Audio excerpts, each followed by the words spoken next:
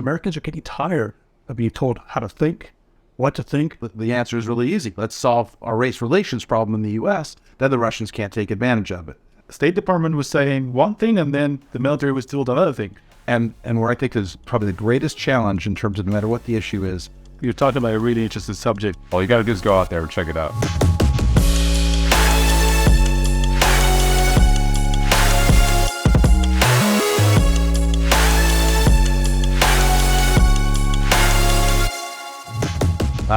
It's extraordinary to have everyone here today.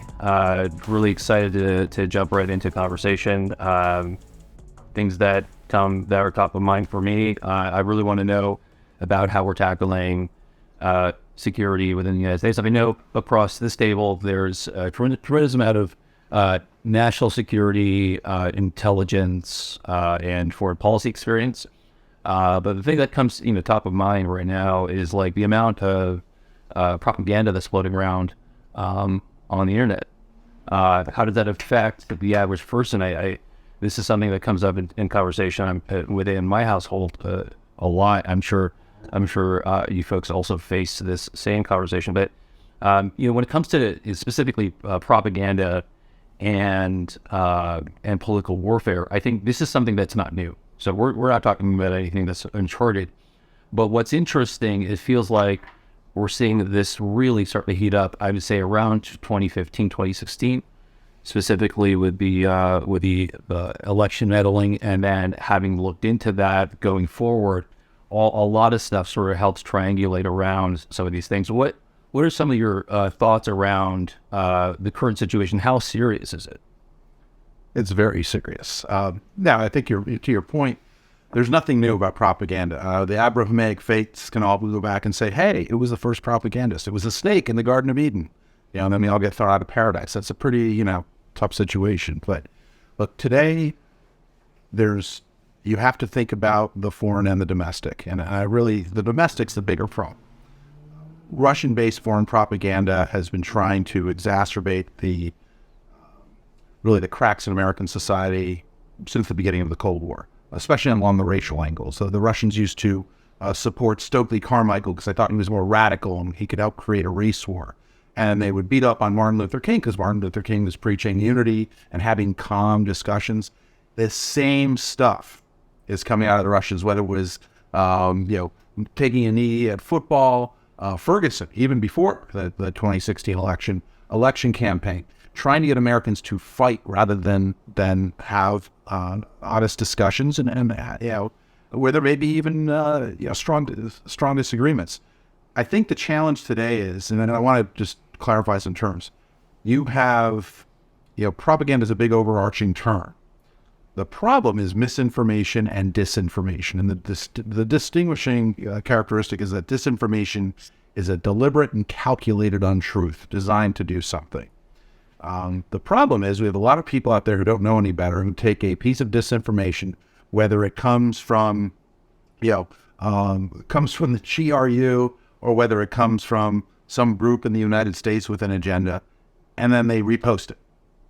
Well, they're not the ones deliberately doing this. At least some of them aren't. But what makes it different today with the internet is these things move so quickly. In fact, I'm sorry to give a history lesson here, but this is what history professors do. When the Gutenberg printing press was invented, it took Martin Luther with his 95 Theses, took him a couple weeks to get that stuff out in Germany, and then maybe a few months for Europe, and then later on all the world. Today, 30 seconds for it to get around in a region, an hour and a half for it to go viral.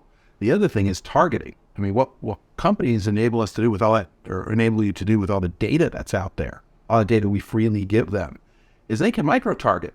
They can micro-target down to the individual level, any one of us here, and figure out what makes them tick, what makes them move. How do I need to target and tailor this ad? That's great for our market economy.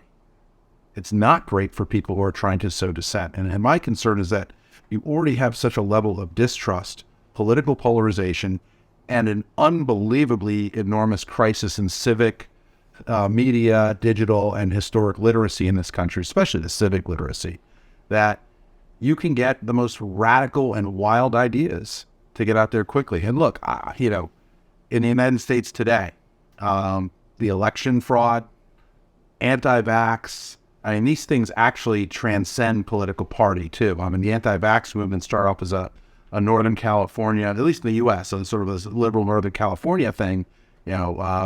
Be wholesome, eat wholesome foods, no chemicals in my body, all that, and was propagated by actually a lot of folks in the entertainment industry. Nowadays, it's a little bit different, sort of an anti-government type thing. Yeah, I worry we should compare those. So the efficacy of this vaccine currently, this one regarding COVID, has come into question in terms of at least, depending on where you fall on the spectrum in terms of what you think, at least the amount of time that it remains effective. So that's like a kind of legitimate, that alone might be a legitimate reason for someone to feel like they don't need to take it without being enforced or being given some sort of freedom limiting framework regarding travel, regarding you got to put your private health information on an app. You can't go here, you can't go there. You're also going to be bullied. You're also going to be made to feel like you're an attempted murderer every time you step into a room. It turns out that so much of what we were told was not just questionable, it was delivered with too much certainty and perpetual truth. There was an overplaying of the information from people who have enough experience to know that, hey, this could change, right? And let's continue to keep people informed. But I think just that there's also a question of completion, of complete information. So, for instance, therapeutics saves people. It will save a substantial segment of people that get it early enough, and it's just like not discussed at all. So I think we should not discuss also matters. Right. Let me distinguish between something. I think that is a perfectly legitimate, worthwhile debate to have. And I've actually had to go to bat for some of my faculty and staff who really don't believe in the efficacy of the current round of vaccines. I have no problem with that. No problem with people trying things as long as it's not bleach. But, that's different than the people who say these vaccines are laced with microchips. Yeah, there was the sure. But I have something that Mark. So, guys, what I'm telling you is me just pointing out that the efficacy regarding the amount of time that this vaccine is effective might get this on YouTube flagged or taken down, right? I don't know if that will, but here's, then we get into it. Well, but this is a really important question. What is one? I think the pervasiveness of misinformation and disinformation today puts a premium on two things, or three things really. Effective government communications, which CDC gets an F at. Certainly, both administrations, CDC fails. Something's got to change there. Too much contradictory stuff. And I agree with you, putting out stuff real quickly. I'll give them a little bit of a break because we haven't been through a pandemic like this in 100 years. The second thing is transparency. I'm a believer in more transparency. Show us the underlying materials. It's okay if Congress reviews something. It's okay if groups, want to take a look at the documents. No problem with that. And the third piece, though, is education. I think a lot of Americans don't understand how a basic vaccine works, and they certainly don't understand how mRNA vaccines work. And where I think is probably the greatest challenge in terms of no matter what the issue is, I said civic education. Yeah, my question is who's thinking? Who's doing the educating? That's kind of the problem. I know that you said critical thinking because critical thinking nowadays is often called conspiracy theorizing. Simply asking a question, is a vaccine effective? If it's a vaccine, why am I taking multiple vaccines, multiple shots, multiple boosters? But the point is disinformation and misinformation, one side of it is favored. One side of it is promoted. And when you look at who's promoting it, it becomes very political. It becomes very, you could tell who's behind it when you look at the mainstream media and what people that are against a topic, whether it be CRT, whether it be a vaccine, if you're for it or against it, the government and the media divide you. Depends which media. We say media. You're talking, obviously, you're talking about Fox News. Okay, but then you have CNN, MSNBC, CBS, ABC, NBC. It's stacked, right? What I long for the classical liberal who never held up a New York Times and said, that's been debunked. I long for the classical liberal of Greenwich Village, the classical liberal of Haight-Ashbury, that didn't believe the government, they question the government. We've gone astray of actually thinking for ourselves. Meaning, I think to your point, though, the classical liberals will only question Republicans. not anymore. Not anymore. There's an alliance now with mainstream conservatives and classical liberals against the narrative, because they're both saying we don't trust our government. You look at minority communities, they don't trust local government. They don't trust law enforcement. They don't trust the national government. Americans are becoming less and less trustful of government, and that's why it's almost a benefit of the misinformation, disinformation, is Americans are getting tired of being told how to think, what's popular, what's not popular. If I'm a Russian information guy, and I'm pushing information in the U.S., most Americans are now like, okay, I've heard this before. I'm done with this. Let me put something else on. And that's why you see Americans go to sports channels to get away from the politics. And then once they see politics on the sports channels, they say, where else can I go? They end up going to like series on Netflix and Hulu where there is no politics. You know, if you go back to The Office, you couldn't do The Office today. You couldn't do Seinfeld today. You couldn't do a lot of these things today because they're no longer mainstream, and mainstream has become fringe. Well, it works both ways. I mean, you think about, growing up, and you and I probably hit the same 70s shows. Yeah, we watched Happy Days. Right. Yeah, no one would get Happy Days today. Archie Bunker, they probably need it up. Right. But again, Jefferson's. Right. Some things still work. Some things don't because they're too tame. Some things don't because they're too edgy. Yeah. And I love The Office. I love Seinfeld. Watch the reruns all the time. But yeah, every once in a while, all right, let's go to James Bond. Sean Connery, James Bond. What's the joke? Wow, if he really worked in the Intel office today, he would have been fired because of all the EEO violation, sexual harassment. Got it. But I think this is why to say critical thinking, where I kind of stand, and again, this isn't just me as an educator, it's always been my philosophy that I want more information out there too. So I'm with you in terms of, if you only watch CNN and NBC, let's see what our Syracuse alum can do at CNN to kind of bring them back to the middle. But if that's all you watch, you're only going to get one point of view. If all you watch is Newsmax, all you get one point of view. You have got to go do that. And you have to go to foreign papers too. Go see what the BBC and Financial Times have to say about the issues here. I think that would serve. Again, like, who's doing the educating, right? So I grew up in the LA public school system. They're not teaching me, just with respect, I have some really great teachers. Some. It's changed a lot now too, where there is uniform thinking, not critical thinking. Not just that there is an attachment of consequences, social consequences, for dissent. And I'm not trying to conflate reasonable dissent from just saying something crazy or being crazy. There's a big distance between those two things. But in terms of education, when you say education, just to take it out of passive voice and identify who that educator is, there is a legitimate and reasonable suspicion. I grew up in a public school system that spends more per capita per child, and graduated from high school with people, without exaggeration, illiterate.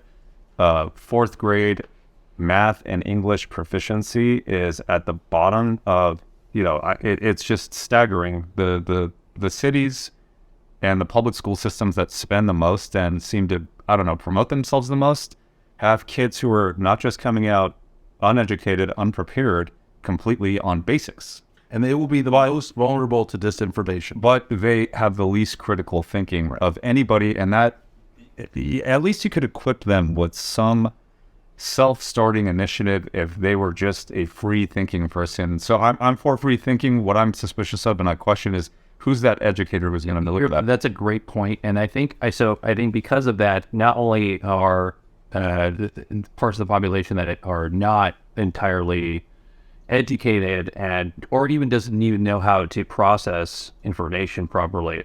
I think folks who are in part of the population that are well-educated are also vulnerable. And that's because I think there are extremely sophisticated psyops operations that are taking place in the United States that are very much understanding what sort of cognitive overload to the American population does. It drives crazy. It gets you to check out. And what it does is it also drives you to the point where you look for shorthand as a method to educate, to seek the solace and be a part of something.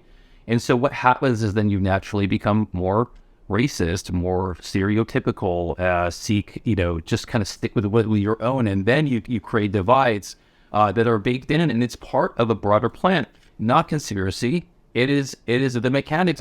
But where does your own responsibility ever come in? So the implied logic that the fact alone that there are psyops, heavily resourced psyops, that are descending on all of us from different directions, we can't be forced to conclude that we just resign ourselves of free will and personal responsibility to, if we're going to accept things like freedom of information, right? Information's democratized. And so it's hard for people to tell the difference between some of the posts that you're talking about that they're retweeting and it moves so fast and they're just reading it, they're not reading it full. They're not, you have to do 2 hours of research for every tweet that you read in order to kind of feel like you corroborate something. Oh, well, let me, you would ask, I think, an important question about who's responsible for the education. There are two ways of looking at it. I'm a believer in that you educate at home. Great professors at the Maxwell School. Yes, well, we try. But you educate at home, you educate the schools, and then there's sort of the social education amongst peers. You and I probably have different views on who should control curriculum. Should it be, although we may have the same view, should it be local school board control? Should you have state-controlled curriculum, or should you have national-controlled civics curriculum? The civics education bill that's out there right now explicitly says this is not a call for a national curriculum. That was sort of the price of getting it passed. And I'm not in disagreeing with that. I'm not always sure a national curriculum works quite right. But there has to be some uniform approaches to teaching critical thinking, or uniform goals, because I think it's a 50-state problem. If we had 1,000 different local school districts doing it, we might have 1,000 different ways. But this is to me the real challenge. I'm not as worried about the fact that there is misinformation, disinformation, facts, and opinion out there. I'm worried that we don't necessarily teach what is a fact, or understanding that the fact that Pearl Harbor took place on December 7th, 1941 is a fact. Whether or not Roosevelt made the right decision and making Germany first versus Japan first, that can be an opinion. And that's the basic level that I'm worried about. I think anybody participating in what a curriculum should be, who's from Chicago, LA, New York City, certain parts of New York City, San Francisco, Miami, heavily populated urban centers, I just go and look at the basic English and math proficiency. But those are not exactly the people that I have the highest confidence in tinkering further with the, being the trailblazers or leaders of our education. So for me, it's who I don't make it surge. I might be for that. It's a private institution. There you might get high quality. I think with all due respect, though, I think that is part of the solution. But the institutions, I think, are doing a great job. They're going to continue to do a great job. But I think it's going to move too slowly. It doesn't move at the pace of the internet, and so information and can move it can just outpace these institutions and how they decide to actually proliferate the information and content. I think what we can focus on, and maybe agree on, is I remember even going through university, and the thing that really resonated or kind of was instilled within me wasn't necessarily the subject matter. In some cases it was. It depends on what you're learning. But I think oftentimes is how to learn, right? How to disseminate information, how to know what is factual and what is not, and to look for sources and so on. And I think the hygiene of learning is incredibly important. Where I think part of that has been completely stripped out, and so now there's no hygiene, and you can go and take any source, and someone will find something on the internet. It could be the biggest load of crap, and then we'll pin it to a wall and say this is truth, and share with friends or in family over Thanksgiving dinner. And that's, I think, part of the problem. Not knowing what truth even looks like anymore is extremely dangerous. I saw more rigorous education in Afghanistan, my time there in some of the schools, and in previous generations. I mean, you go to other countries and you compare their public education systems and the rigor to the United States, and it's a completely different world. And that may sound crazy to people that there are some schools in Afghanistan that are better than the States, but it's all you got to do is go out there and check it out. I think you're talking about a really interesting subject, and although looking at it from outside, misinformation, Psyops, disinformation, the U.S. will never be conquered by the enemy from abroad unless China lands 10 million people, and that is. But you see a lot of cracks. The election fraud, the anti-vax, the schools curriculum, and so on. And looking at Afghanistan, we saw insurgency growth with disinformation, misinformation, and if we don't discuss these subjects, which is great that you're talking about, you could potentially see, you had the riots in January 6th, and so this is very interesting, and I like the ideas. There should be more conversation about it. There should be more and more, because we suffered with disinformation. I remember the countries have been collapsed. Tell me about this one. So I remember when I was in Afghanistan. So the Taliban are really good at information, and you get these issued shades when you're in the U.S. military, right? And you have the clear ones, you have the ones that are like shades, like sunglasses. And remember, it was proposed by the Taliban that these are basically like X-ray the sunglasses that you could see through people's clothes, and the Taliban raised an issue as it related to women and created outrage, and it turned out that the troops were sort of directed to wear the clear ones instead. So we're talking about, and then there was anything wrong. One more. So troop rotations, right? So like the Taliban would know, or that they were going through certain areas that in habitual ways, burning pages of the Quran, leaving them on those trails, and letting local Afghans just find that. Yeah, that's incredibly effective, right? I mean, this is, we talk about, one reason I'm not worried about the U.S. government using disinformation, misinformation is, as an institution, we're so bad. We're bad at.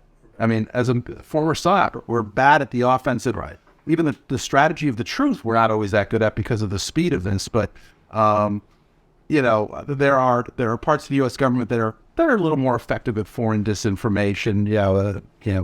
A lot of it from the Cold War, if we think about what the CIA did. But at the same time, we're pretty bad at it because it would be the four of us sitting around the table trying to come up with the information campaign plan, but we'd have these deep philosophical disagreements, and therefore we can never get a message out, and it would be 3 years before we could coordinate whether or not we should use happy or glad. No, I think we could put something together. 6 months, man. Well, what I think's missing, something that we saw in the intelligence community, was good leaders would ask, after getting the group analysis, the consensus analysis, a good leader would say, who disagrees? And that person would say, sir, I disagree because I think this is going to happen. And the leader would challenge that dissenter, will show me the path to where your course of action pans out. And so when somebody disagrees, they were given the opportunity to show the path where what I need to look at, these decision points, that I need to look at to see whether or not we're on track over here with the consensus or you're right. And that's missing. There's no red teaming. We called it red teaming. We called it, the Israelis call it the eighth man, where they put a plan together, and one person's job is to disagree with it and try to tear it apart.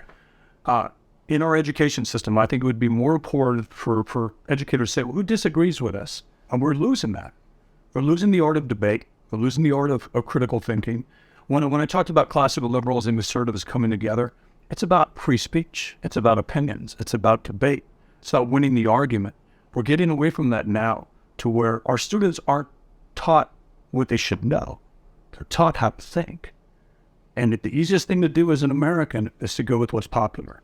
If you look at what's popular, it's not good for America because it's easy. It's the easy path. If you question something, a suicide in a prison that looks suspicious, if you question the efficacy of a vaccine, if you question the refs making really bad calls during the last football game between the Chiefs and the Bengals, there's so much corporate groupthink being pushed on Americans that they're tuning out, and that's why China's able to use TikTok and able to use these other entities, because the American consumer of information wants it quick and fast and wants it agreeable.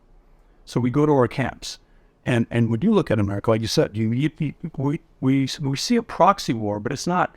We're not arming people with weapons. We're arming people with ideas. Meaning, if you're an enemy, looking at the U.S., you're arming Americans with opinions that make another American an enemy based on race. But there's a danger that you could go into armed conflict within the.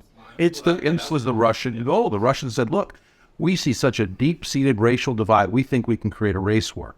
Eisenhower recognizes this, and then he has actually, the great responses. As people are saying, "Well, how can we develop a information campaign plan to fight back the Russians on this?" And they did, but at the same time, he said, "Well, the answer is really easy. Let's solve our race relations problem in the U.S. Then the Russians can't take advantage of it." Certainly, Mark, remember a few years ago, Senator Burr, when he's chairman of Senate Intelligence, at a hearing, recounted a story about a Texas incident where you had fake American Muslim accounts and fake kind of conservative accounts, right, promoting two different types of events and getting people like 2016 and then bringing them out to the same physical location, trying to create some sort of incident and then capture that, get that content out there, and then every American's perception as to what's going on in the country is just what's in their device. You're not out there. It's a snapshot of in every spot.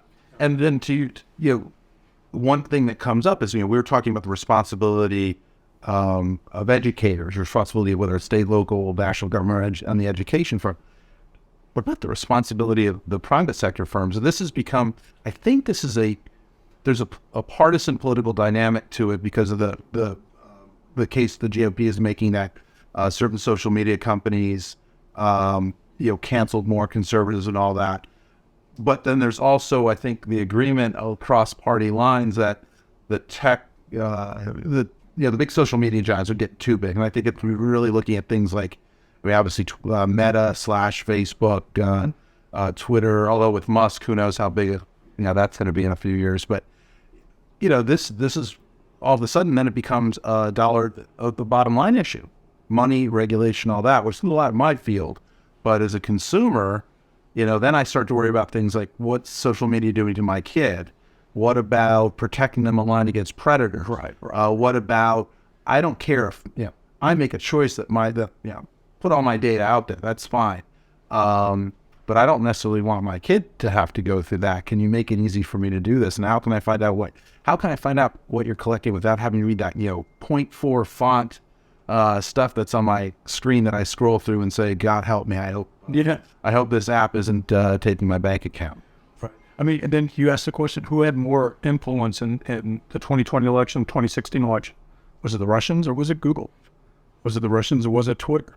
Because you look at all the things that are being canceled, that Americans, for the first time in our country's recent history, you're the historian, so you can correct me. I'll defer to you.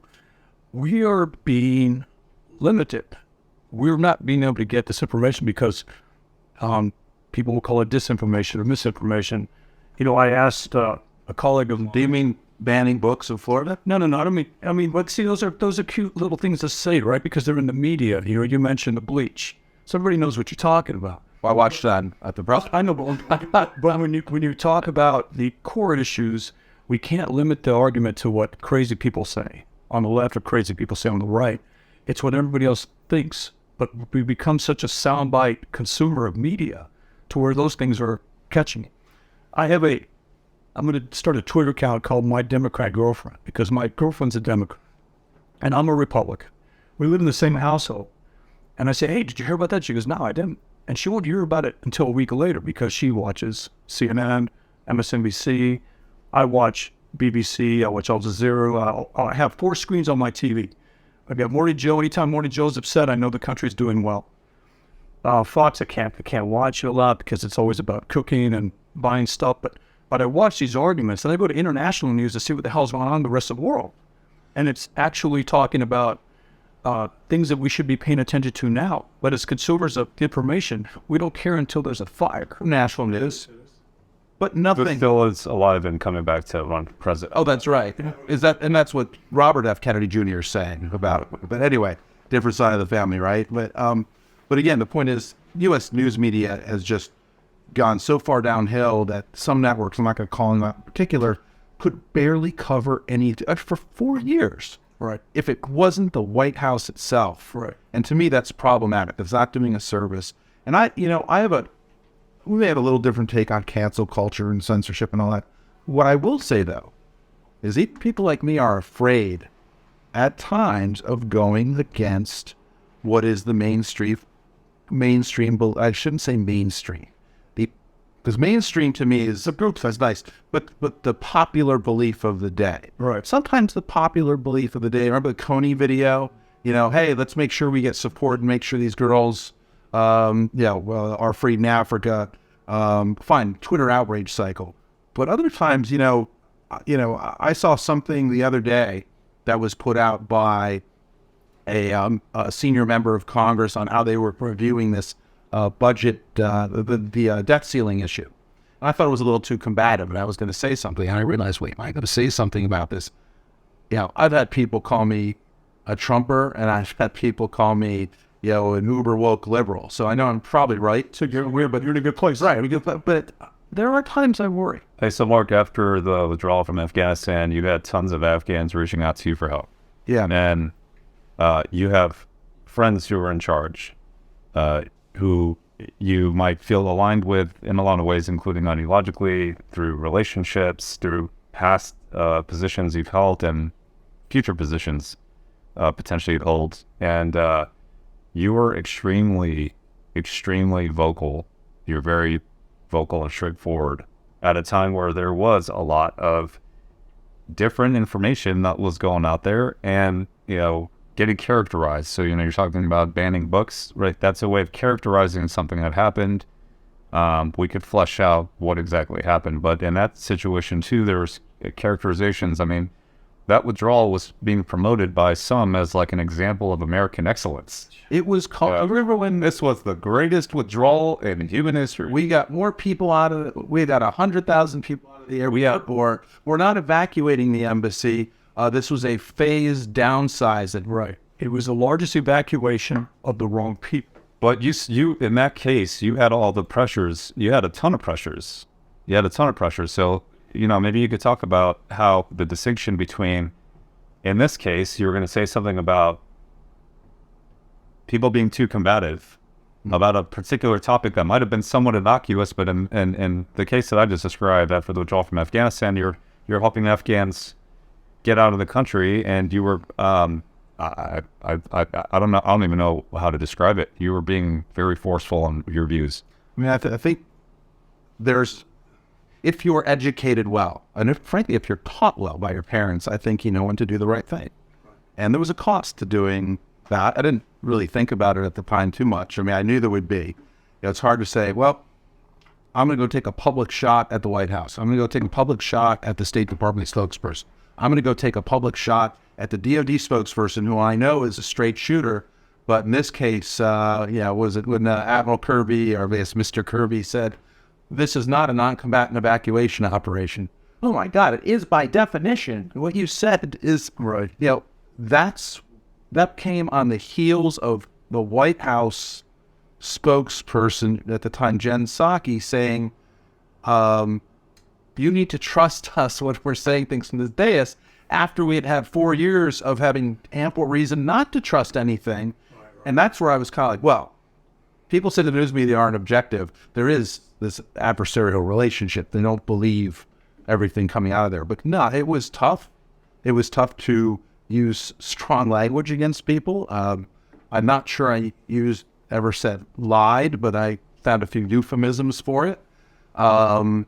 I certainly was very clear that I thought it was a decision, the way that we went through this evacuation, the way that we refused to let Afghans in quickly and change our processes to get them into the United States and get the pathways into the United States, I felt and still feel was on par with the failure in 1939 for the U.S. to admit Jewish refugees who were fleeing the Holocaust. So you're both in uniform in Afghanistan, and then you were deputy NATO ambassador coming from the OSD, Secretary of Defense, right?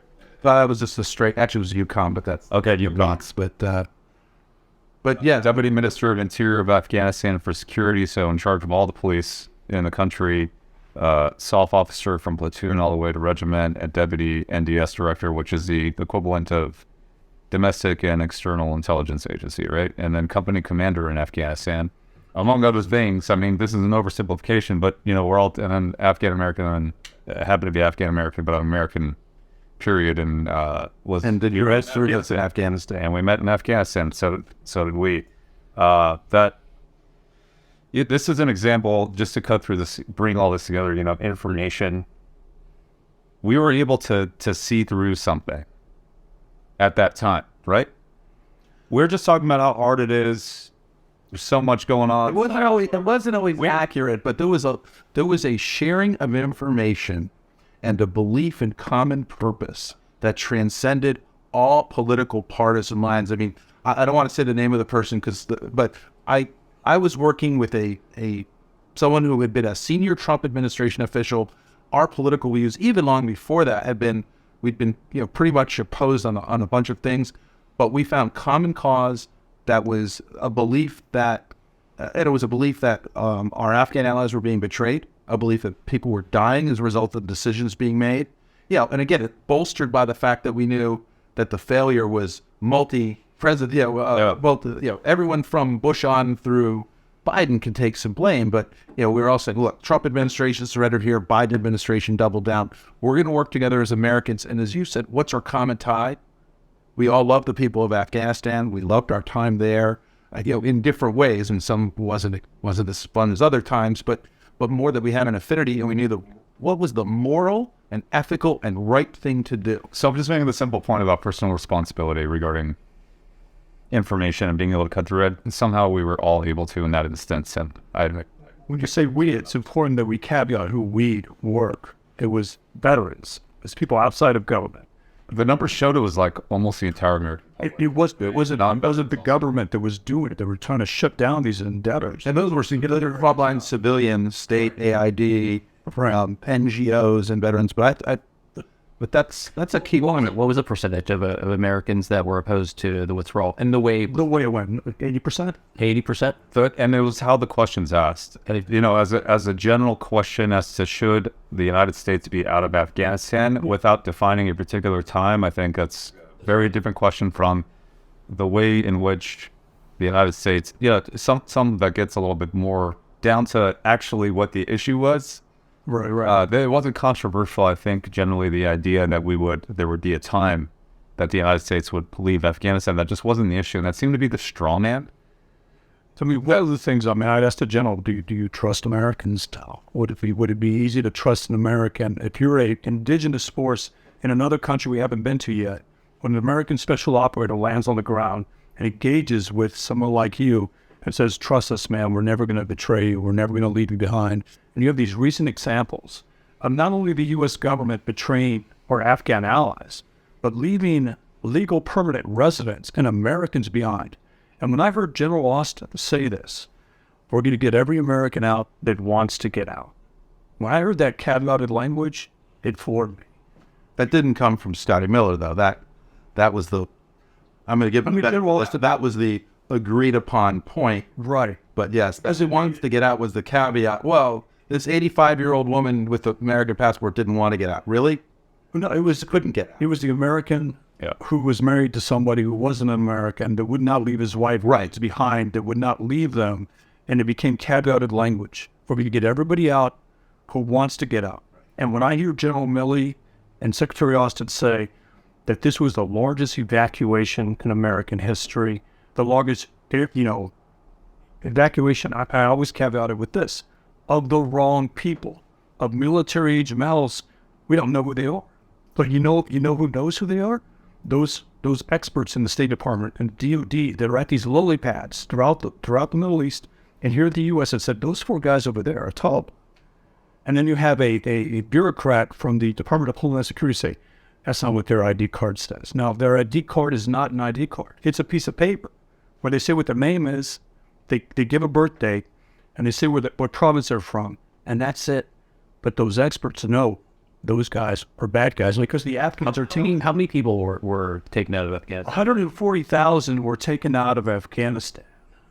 But only it was a tiny percentage were SIV. Yeah. But less than 10% were actual. Less than 10% were Americans and SIVs. Yeah.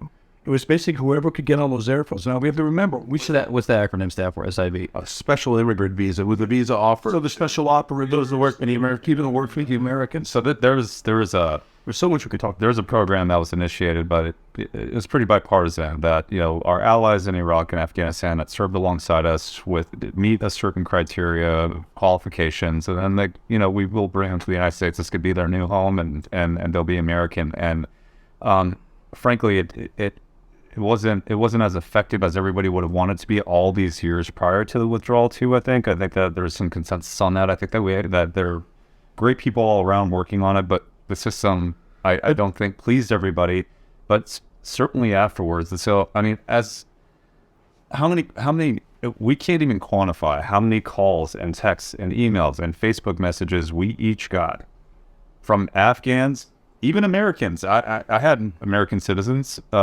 reach out to me wanting to get out that couldn't get out. At some point, I need to get a sharp grad student or undergrad to go through my WhatsApp signal and my computer and go pull all that stuff and organize it. But it was constant from early August. My wife and I basically abandoned our son to his grandparents. And my mother-in-law still doesn't forgive me for this. For a month while we were up at their house, and we're like, I guess someone should feed the kid or play the, because this was 24/7. 2 a.m, I get, I slept with the phone. It was like being out of deployment. I told someone at one point, I was having flashbacks. I was like, this was just like being in the middle of an op, sitting in some closed container where, you're isolated from everyone until the operation is over. And frankly, the PTSD that came back, it was like, I told, I said 12 years of therapy. General did answer your question.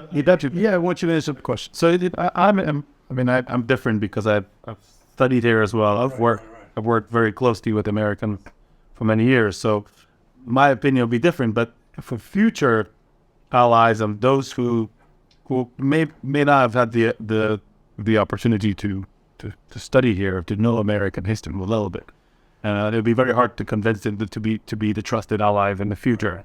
But we all have everybody wants to know, why did this happen? How did we not see this? This chaos. I know there's a committee that is going to subpoena and investigate, but I think both of you should be on that, and I'll make those recommendations because it's important. The decision was made. I mean, one of the issues that I have with this whole thing is it was rushed because it wanted to coincide with the 20th anniversary of 9/11, to be able to shut it down, to do another Paul Bergdahl White House ceremony. We know how bad that went. To be able to say on the 20th anniversary of 9/11, we have pulled out of Afghanistan, and what did we get? We got forever war. We didn't. At the end of the day, the Taliban, the Haqqani network, Al Qaeda affiliates, and the Islamic State, Khorasan is basically a part of Afghanistan. As an Iraq veteran and an Afghanistan veteran, we lost Iraq to Iran. We've lost Afghanistan to the Taliban, to the Haqqani network, to Al Qaeda. And American moms and dads are tired of trusting in military generals that say this is the right thing to do. I do believe that every promise made by an American on the battlefield, every promise made to you by that American was sincere. Yeah. It's the next American that doesn't follow through. It's got the next American administration that doesn't follow through, at least a distrust. Let me ask you this. Yeah. Didn't the military do everything they were asked to do? The battalion, the company level... Was that a regional issues on it? Was it was a political issue. There was a crisis. Actually, there was a problem between State Department and the military department, which was out there. Right. The 2-star and Navy 2-star who was actually in charge. State Department was saying one thing, and then the military was told another thing. To be honest about who got out, I have friends who are in... I just have a friend who is a cop in the U.S. He said that we have a bunch of guys, young juveniles, 12, 13-year-olds, who have no parents, and they asked him, what do you do here? Well, I was a banana seller on the street. How did you end up here? Well, everybody was running to the plane, and I got up. So yet you have allies and people, my family members, they couldn't be bothered to go through this. Thousands of people, Taliban shooting in the air to go through. So you have passport holders, green card holders, SIVs could not go through. There was a right way to do this. Putting the cogs around that, and it wasn't done. And this goes back to planning. The planning should have begun on January 22nd. The Biden administration having an idea what it wanted to do, and certainly in April. But there was something you said earlier that got me thinking about this. There's, whether it's for the withdrawal, where I think the Department of Defense is going to get off a lot better than everyone else. But yeah, we have a commission looking at 20 years of war in Afghanistan as well, and there'll be some blame to go to DOD as well. There were some there were some problems, even ones that amongst when we were there and our friends and that where, it really wasn't done quite right, and we knew that. Somebody ought to look at it. I'm sure the committee's going to look at it, which just frustrates me till this day. And I know the 13 service members were killed, hundreds of Afghan in that explosion. You have the airports. A lot of you have been there. The north side of the airport is controlled by the military, ISAF, and others. South was a civilian side. And from the discussion with my friends, Afghan military, who were having with the American military, that's before the Marines and the 82nd have got there. And they're speaking to the U.S. leader there, the admiral, said, we have to secure the entire airport. And they were not ready at that stage to take the civilian part of the airport, all the air traffic controllers, the people who had the civilians, they not on the first flight got. So you have the terminal. So kind of, the door's open, yet you're securing the wall. You have no door. And that's how we got thousands. I'm surprised. I'm shocked those C-17 blew up in the air. I mean, I can't say enough for the work that Major General Donahue and his colonels did in terms of that. I mean, one day they will get the credit that's due to them in the history books. For now, it's going to be political. I don't mean partisan. I also mean between state, U.S. state, CENTCOM, DOD, everyone pointing fingers. But what a, frankly, horrible situation to be in. And they did an amazing job with what they did. An amazing job until the last 2 days. And I'm a former 82nd guy, and I know 82nd members that were very upset with General Donahue, very upset with the leadership, because we had 2 days to still get Americans out and people outside the gates, and we shut the gates down. And General Donahue ordered the 82nd Airborne Division to start cleaning up the airport for transfer to the Taliban. And those soldiers are going around picking up stuff, picking up bottles, picking up trash, so that they could have a clean transfer to the Taliban. There were Americans outside the gate that weren't being allowed in. These are the last 2 days. We were supposed to withdraw on the 30th of August. And this is the 28th. We're not letting people back in. Now, you may with great Americans are trying to get people in. You probably got some people in, some people holding, handing people over. It wasn't orderly. It was definitely Hunger Games. But we shut down the get Americans out, you get civs out, get LPRs out 2 days before the shutdown date. And that photo op, the 82nd paratroopers are upset that Donahue's the last man on that aircraft. They were demoralized. This demoralized that unit. It demoralized the Marines. They could have done more. And we have never, in our history since Somalia, ever shrunk the perimeter. We've always expanded the cordon with this when a terrorist attack. We shrunk it and allowed the Taliban to move in more. Now, one of the things that I have a problem with, I don't believe that ISIS Khorasan is a mortal enemy of the Taliban and the Haqqani network, because the Haqqani network has one of the best intelligence networks in Afghanistan. They had outer ring, inner ring, and right around the airport secured. Let's tell them to the Haqqani network is. So the Haqqani network is a specialized terrorist network, but designated as a special designated terrorist group. And they're basically, aligned with the ISI. They bring explosives over the border from Pakistan into Afghanistan. And they're an Al-Qaeda affiliate. And the Taliban is an Al-Qaeda affiliate. And ISIS Khorasan, of course, or the Islamic State Khorasan, was this narrative that the suicide bomber that killed those 13 Americans and 100 Afghans with a suicide vest. I don't know about you, but I've been in Iraq for a year. I've never seen a suicide bomber kill that many people. Was it a car bomb? You mean the 13 erased over? I believe a lot of people think it was a car bomb. No, I think it was suicide vest. Suicide vest. Yes, because I had friends who were there, and they saw. But it was already stationary. I think it was a matrimony. Some of the British big backpack. It was stationary, and that's what the explosion was. There was a crater. There wouldn't be something that you would find with a suicide bomber. But again, disinformation. But Actually, that's just history. History changes. We get more information. One day someone's going to interview everyone who's there, come up with a good account. But that's why I think it's so important, this hearing you're talking about. It needs really important an investigation into that. Let's talk about the future real quick. So at any given time, there are about 100 designated terrorist organizations. And the Central Asian region, which doesn't get a whole lot of attention, I think you got to have it depends on who's got the monopoly over the drama and who's able to kind of own the media space. But in terms of assessing the qualitative levels of threats, we'll just talk about just one stat that's maybe more quantitative. But of about 100 at any given time designated terrorist groups by the United States, almost about a quarter of those are just in the Afghanistan-Pakistan region. Can I, before we jump in, I just have one thing to recommend to this committee and folks here. You also have to look at why did the U.S. 3 years prior to withdrawal start negotiating with these terrorist organizations. That is a very critical thing. How were the Taliban sold as the changed Taliban, the 2.0? At one stage, I heard they were coming to Camp David. The negotiation team in Doha were more pro-Taliban than what the U.S. military and their Afghan partners. They were dying politically. I think the United States, we were looking for a way out, and we were starting to craft that narrative and seeded it within the airstreams and so on. And I don't think they had a good option. I mean, how long can you stay in Afghanistan? Well, plus don't forget that state and DOD, and I don't know if how many political appointees versus civil servants this included, were fighting a bit of a rearguard action against the president at the time, who wanted to withdraw immediately, and everybody out. So it would have been better because it would have left a government where it could hold. So what we saw, this is interesting. Yeah. What we saw is a complete transfer. It was a handover.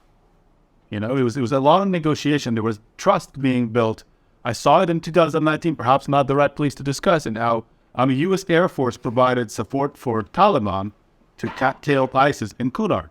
Right. I mean, Doha was kind of an offshoot where they were coordinating air support. Taliban fighters moving in, U.S. Air Force dropping bombs. Right. So the American people need to know there is maybe a third leg here somewhere in the back where it's kind of a relationship with the Taliban. Now, yes, Americans needed to get out. But not that way. But not that way. Look at the dignity of America now. And then if you saw the negotiating team that was negotiating with the Taliban, they were experienced. This table would be more experienced in negotiating with the Taliban than the Americans that the Trump administration put in there. It's like this young guy on TV who was a senior negotiator with the Taliban, like 26 years old, no beard, no experience, no background. And if you're a Taliban commander, you're sitting across from Americans. It's easy. You've seen this in every country you've been in. You sit across the table from an American, and they all want to be Lawrence of Arabia.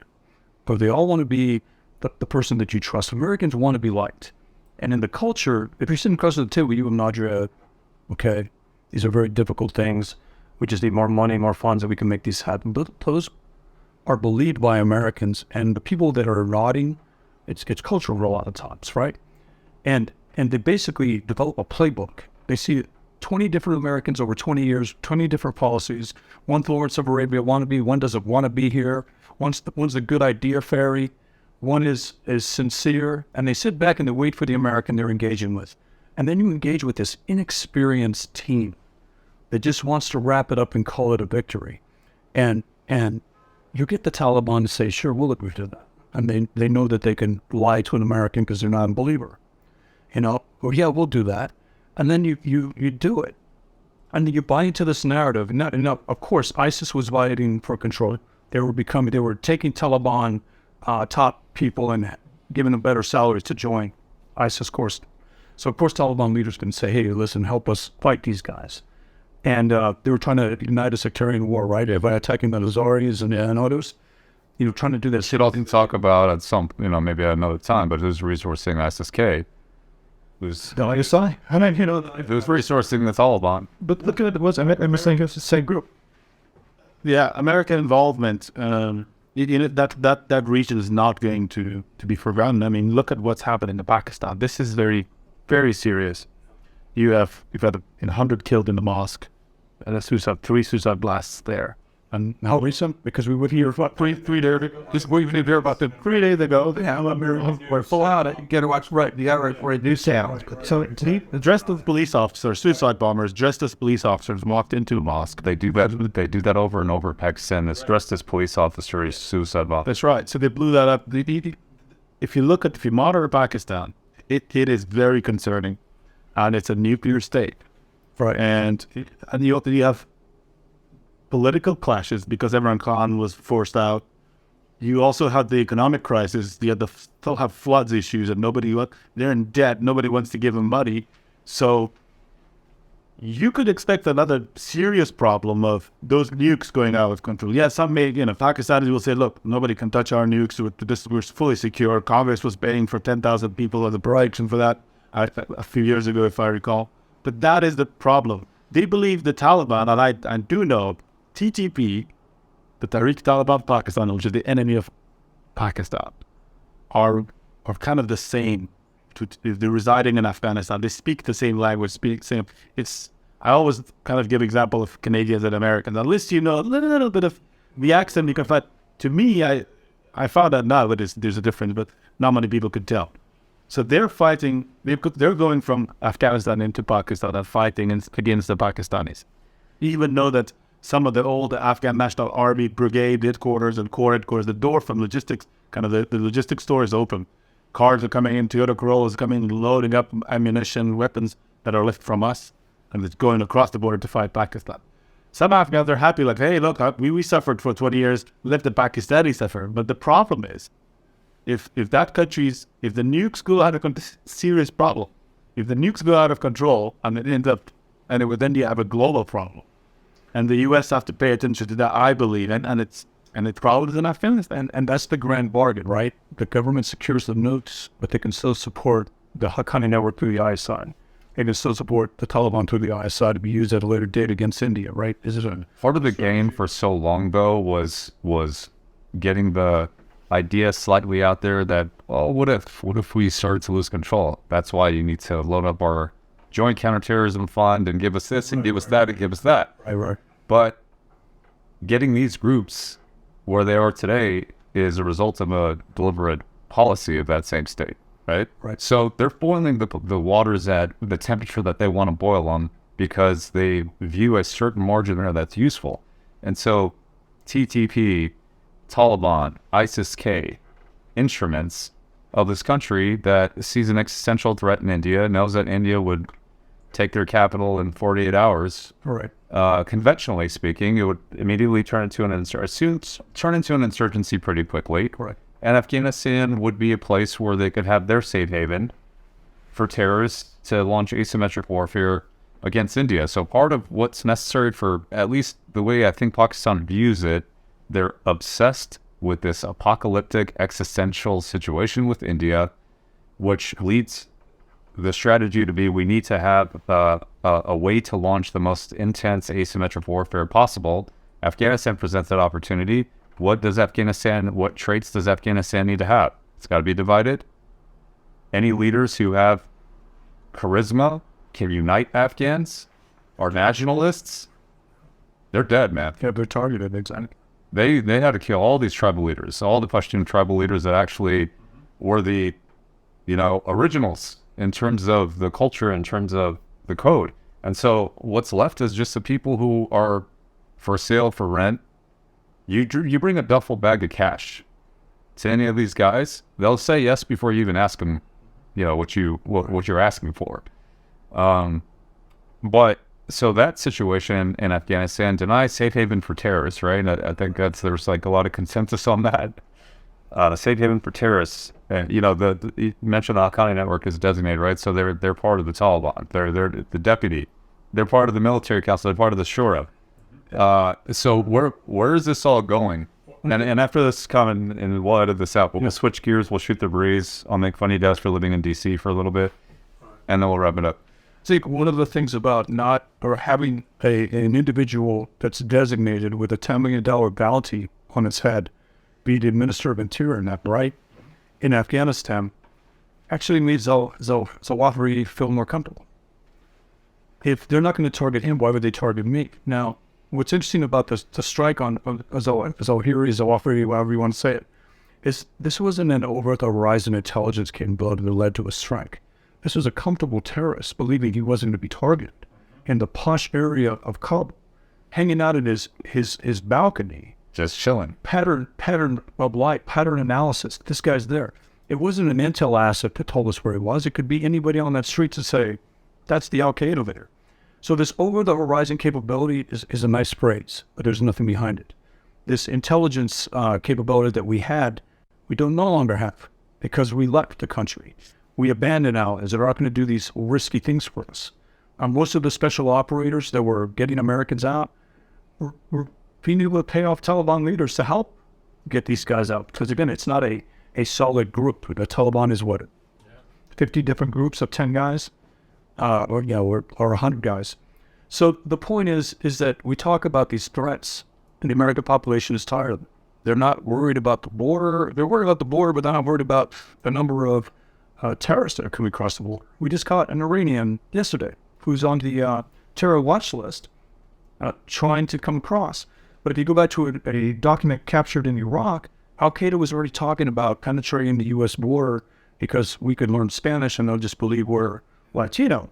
And I'm from El Paso, Texas, and my relatives are in the Customs and Border Patrol. No, we are always finding Arabs coming across the border back post 9/11, and they could tell the difference, just like you said, but in a different accent. They could tell who was and wasn't. And we don't care about threats until there's a fire. And so that's a very American thing. Americans don't want to be proactive most of the time. It's also a reflection of the way we've set up our government, balance of powers, designed not to be too strong a federalist. So say politicians too. I'm not just talking about people. No, I'm talking about bullshit. Nobody wants, when there's a crisis, Right. we will react. Right. But when you say, we're not proactive about it. And I think, I'm curious. I don't even know where foreign policy or foreign terrorism ranks in terms of list of Americans. We don't hear about it much anymore. Well, it's not that we don't hear.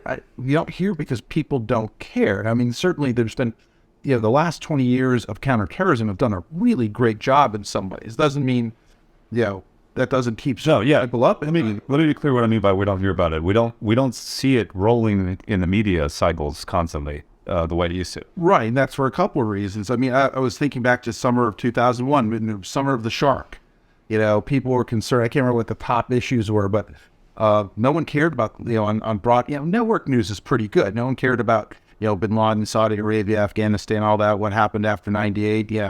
It's, and I think it's a typically American thing. I think, to get back to what we said before, I'm more concerned about, I can think back to being in graduate school and remembering, what's just going on in Oklahoma City right now. I'm more concerned about domestic terrorism. We see that's been around long, it's killed, and that let me include in that, I'm more concerned about Americans who have an affiliation towards foreign terrorist groups as well.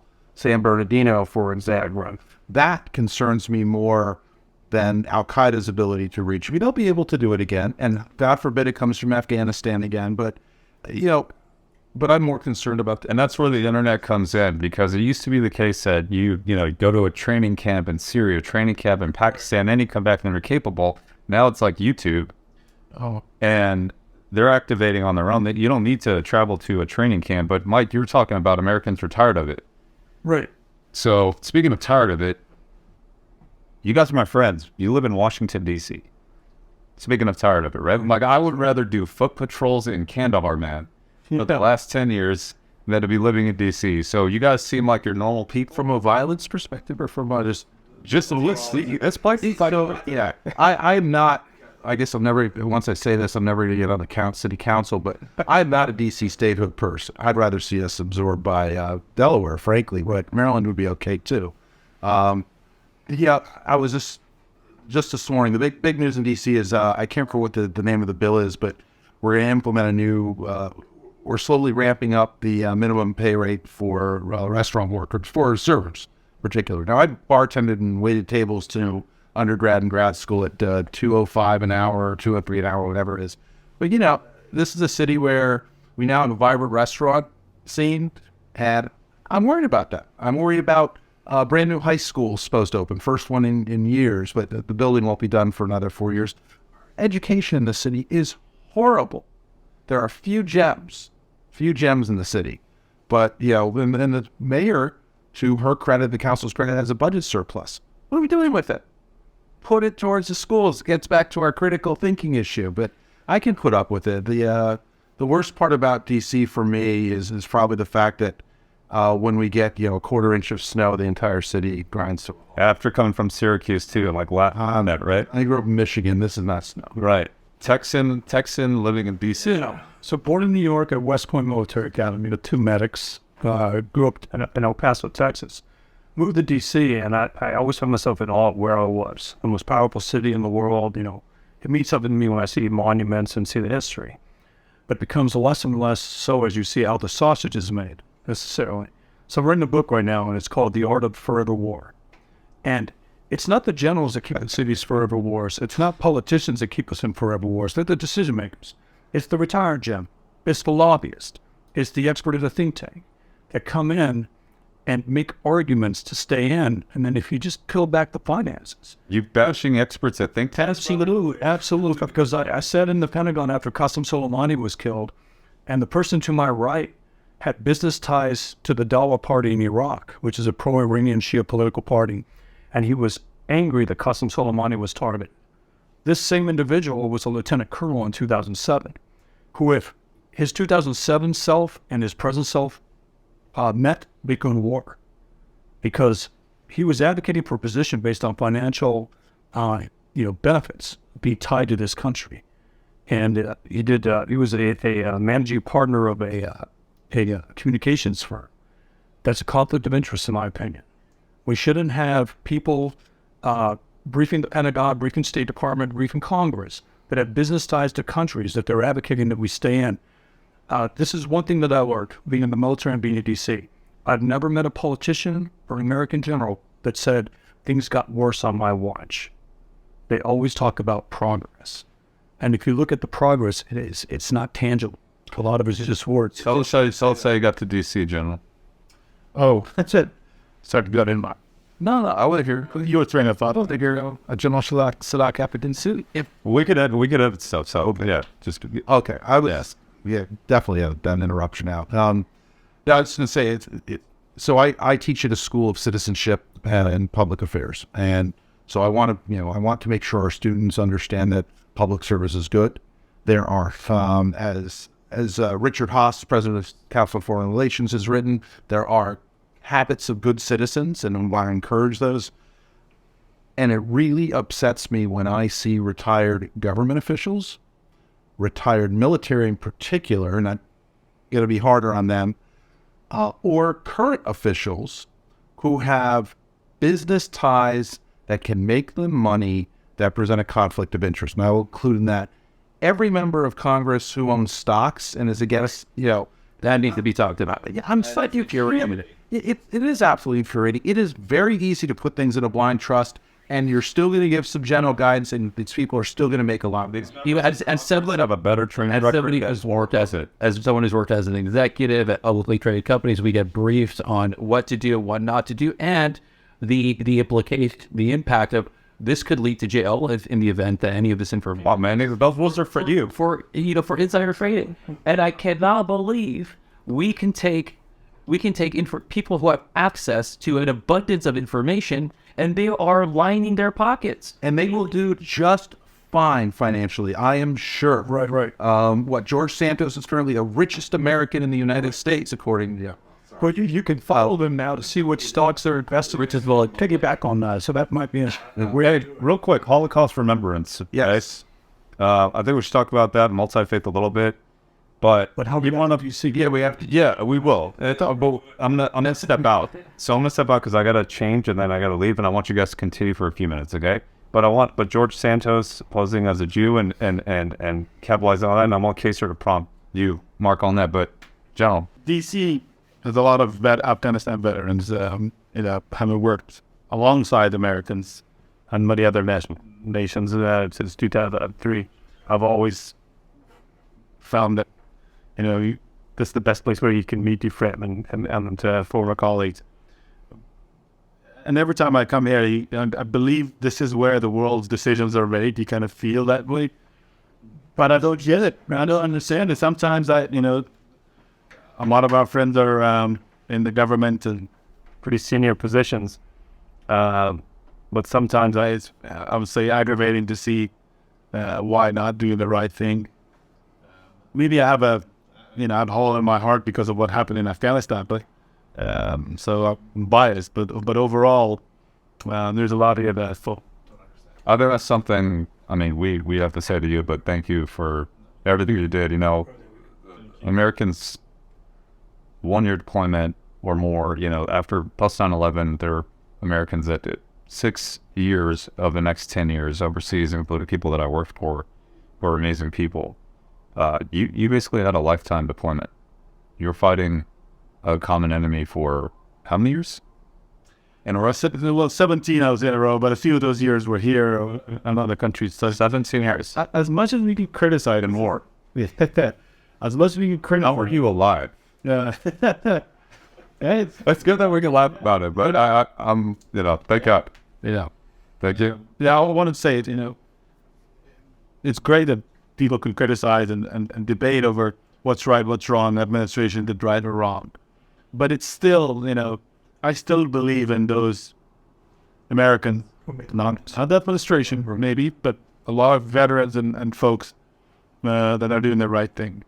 Like Mark spending, like a deployment 24/7, answering the phone and trying to do things. Try to get out. And so, this is why, you were saying that this is not North Korea, whatever the government tells you to do that. This is why you come back to believe it in there. You know what? The administration come and go. They're the house. They're the renters. But the people who are here are genuine. So that's what gives me I can't believe someone more of a better civics lesson than the way you just said that. Yeah, thank you. Thank you both for it. Well, this was fun. Let's wrap. Thank you for coming today. This was a really tough word. Thanks for having me. Good to see you, man. Gentlemen, Mark. About that song, man. Good light more to talk about, Mark. Yeah, absolutely. Yeah, you guys significant. By the way, we all disagree on so much. But we got to create these kinds of spaces a little more.